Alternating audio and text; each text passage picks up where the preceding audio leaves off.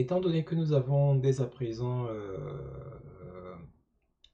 le nom de la base de données que nous allons utiliser pour notre système, nous avons le nom de l'utilisateur MySQL qui va l'opérer, son mot de passe, ainsi que l'adresse de la base de données, nous pouvons procéder à l'installation. Nous allons donc cliquer sur le bouton « C'est parti ». Fournir dans la première zone le nom de la base de données. Donc si vous vous rappelez, notre base de données, la voici, blog-itératif.tst. Alors, le nom de la base de données n'est pas obligatoirement, ne doit pas obligatoirement être le nom du site web. C'est juste que si vous avez une centaine de sites web que vous gérez, parfois ça fait juste plus de sens.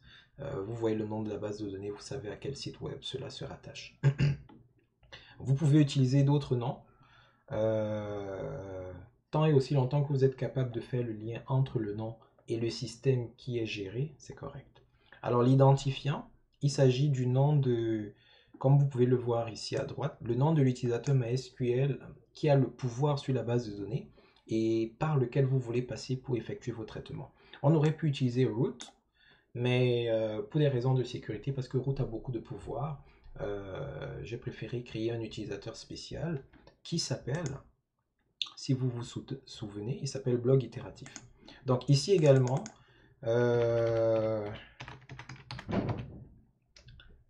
j'ai utilisé un nom très similaire au système.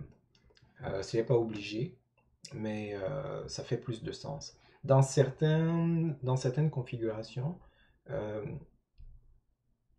vous pouvez utiliser exactement le même nom partout, c'est-à-dire le nom du site web, le nom de la base de données et le nom de l'utilisateur qui opère la base de données peuvent être les mêmes, il n'y aura pas de problème. Il existe d'autres systèmes par contre où vous ne pouvez pas utiliser le même nom à plusieurs endroits, c'est-à-dire le nom de la base de données et le nom d'utilisateur ne peuvent pas être identiques et ainsi de suite. Donc, il faut voir en fonction des systèmes que vous utilisez, comment est-ce que cela se passe. Alors, mot de passe pour la base de données.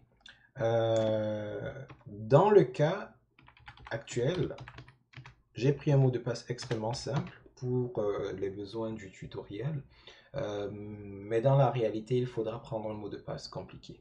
Alors, pour complexifier le mot de passe, il ne suffit pas de lui fournir autant de caractères qu'il y a de distance entre la Terre et Vénus, mais il suffit de combiner, du moins pour le moment, de combiner des majuscules, des minuscules, des caractères spéciaux, des chiffres,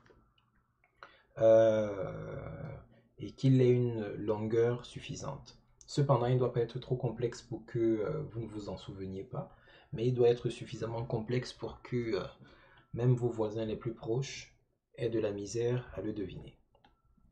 Pour ce qui est de l'adresse de la base de données, on va dire localhost parce que la base de données est située sur le même serveur que le site web. Donc on va laisser localhost tel quel.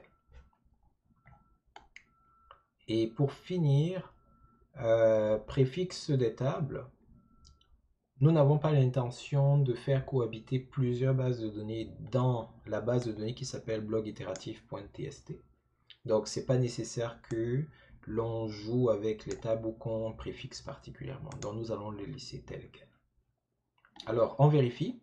Nom de la base de données, c'est bel et bien blog-itératif.tst. L'identifiant de l'utilisateur, c'est bien et bien blog-itératif. Bon, le mot de passe, c'est le mot de passe. Et étant donné que les deux serveurs sont localisés au même endroit, ce sera localhost.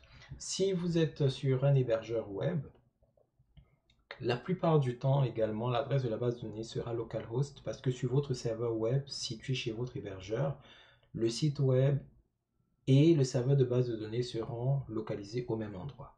Mais il existe des hébergeurs web où le site de base de données est sur un serveur complètement distant du site où les fichiers sont enregistrés. Dans ces cas-là, il faudra faire attention et essayer de noter le nom adéquat. En général, ces noms vous sont fournis lorsque vous réalisez l'inscription au service d'hébergement. Alors, tout semble correct. Nous allons donc envoyer ces informations au serveur.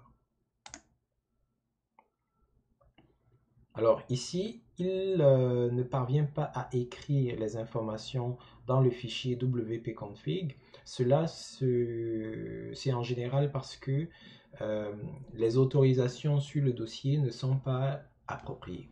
Donc nous allons essayer de voir comment configurer cela.